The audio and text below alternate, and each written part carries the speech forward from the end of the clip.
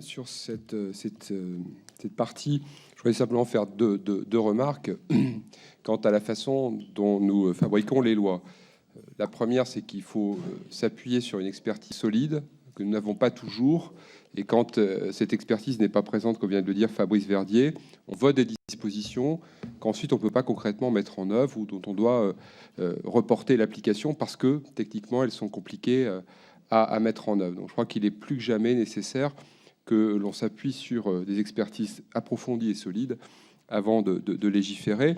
Et puis, deuxième remarque, c'est qu'on ne cesse de se plaindre de l'instabilité législative, mais on voit que cette loi qui a été votée en 2014 a été retouchée depuis, et que la semaine dernière encore, dans l'hémicycle, dans le cadre du projet de loi Sapin 2, on discutait de dispositions qui pourtant semblaient abouties et qui avaient été longuement discutées il y a 2 ans seulement dans le cadre de cette loi. Donc je crois qu'il faut, et c'est une demande des milieux économiques, que l'on s'attache à plus de stabilité. Et là, encore une fois, je veux dire, quelles que soient les majorités, nous sommes tous atteints des mêmes maux et nous avons tous à faire les mêmes efforts. Si l'on revient plus en détail sur les dispositions de la loi, il faut commencer par dire un mot de la réforme des baux commerciaux. L'un des objectifs de la loi était en effet d'améliorer les relations entre les locataires et les bailleurs, les commerçants de détail en particulier, s'en plaignent assez souvent. On l'entend dans nos permanences ou quand on va sur le terrain. Dans la grande majorité des cas, le preneur avait très peu de marge de négociation, notamment sur la prise en charge de frais, impôts et travaux, incombant en principe aux bailleurs, ou sur l'impossibilité de donner congé avant 6 ou 9 ans. Pour atteindre cet objectif, plusieurs mesures ont été adoptées afin d'éviter ou d'anticiper tout litige. La clarification de l'imputation des charges entre locataires et bailleurs, l'assouplissement des conditions de durée des baux commerciaux, ainsi que la mise en place de nouvelles règles de négociation et de révision des loyers. Le décret du 3 novembre 2014 relatif au bail commercial a été publié assez rapidement, et c'est une bonne chose, et il est venu préciser les dispositions réglementaires nécessaires, en particulier concernant la liste des charges, travaux, impôts et redevances relatifs aux parties privatives qui ne peut pas être mis à la charge du locataire. L'élaboration de ce décret s'est faite en concertation avec les acteurs du secteur et cela n'a pas soulevé de problème majeur. 2 points suscitent néanmoins des interrogations. Le premier porte sur la notion de travaux d'embellissement qui peuvent être mis à la charge du locataire si le montant excède le coût du remplacement à l'identique. Cette disposition vise à permettre aux bailleurs de répercuter sur le locataire les dépenses liées aux grosses réparations lorsqu'elles embellissent les locaux.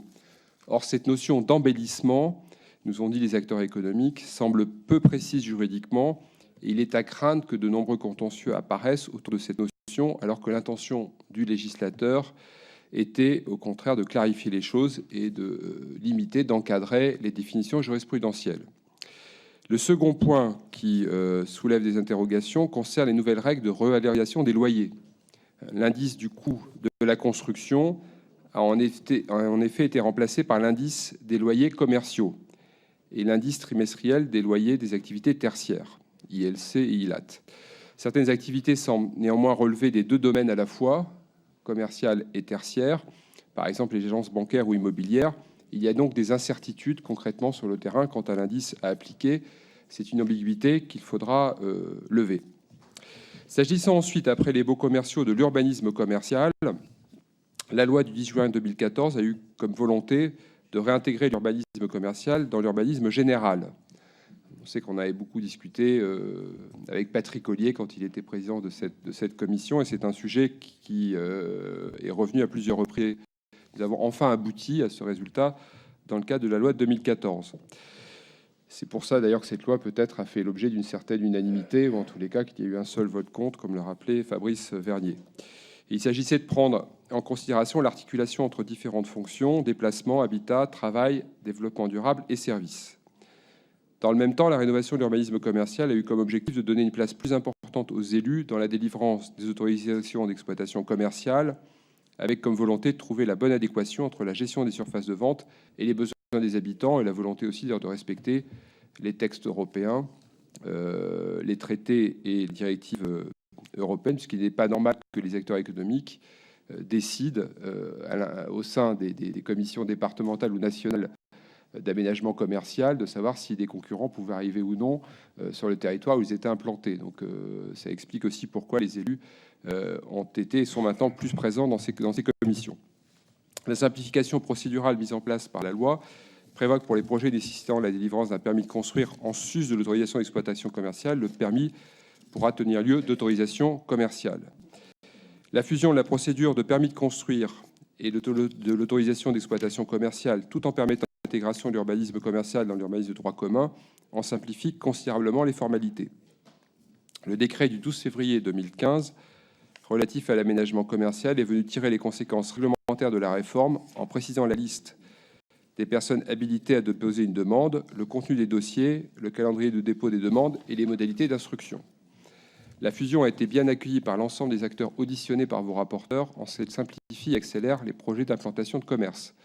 C'est en outre une cause de limitation du contentieux, puisque seul le permis de construire comportant l'autorisation d'exploitation commerciale est désormais susceptible de recours de la part des tiers, alors qu'auparavant, les deux autorisations pouvaient donner lieu à recours, ce qui ralentissait et complexifiait la réalisation des projets. Cette appréciation positive de la réforme doit cependant être nuancée par le fait que l'établissement des dossiers de demande de permis de construire valant autorisation d'exploitation commerciale peut conduire à un renchérissement du coût de constitution du dossier, le pétitionnaire devant avoir renseigné l'ensemble des éléments relatifs au permis de construire dès le dépôt initial. Durant les auditions est par ailleurs apparue une difficulté concernant la durée de validité des autorisations. En effet, l'autorisation d'exploitation commerciale incluse dans le permis de construire valant autorisation d'exploitation commerciale est périmée si les surfaces de vente ne sont pas ouvertes au public dans les 3 ans suivant la date à laquelle le permis est devenu définitif. Ainsi, bien qu'il n'y ait qu'une procédure d'autorisation unique, la durée de validité de l'autorisation d'exploitation commerciale fait l'objet d'un régime particulier qui vient s'ajouter aux conditions de validité du permis de construire, ce qui peut être problématique dans le cadre de projets complexes et mixtes qui décident des travaux dont la durée totale excède 3 années. Une solution simple consisterait donc à aligner la durée de validité de l'autorisation d'exploitation commerciale sur celle du permis de construire, qui est de 5 ans, ce qui serait en cohérence avec la mise en place d'une procédure d'autorisation unique, donc passer de 3 à 5 ans.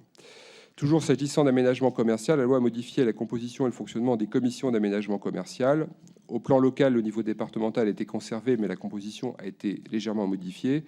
Et la loi a modifié également la composition de la Commission nationale d'aménagement commercial pour augmenter le nombre de ses membres et intégrer des représentants d'élus locaux.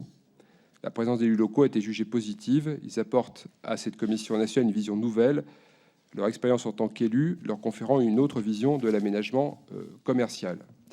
Par ailleurs, la loi a conféré à cette Commission nationale une capacité d'autosaisine, certains projets structurants pouvant avoir des effets importants sur les territoires.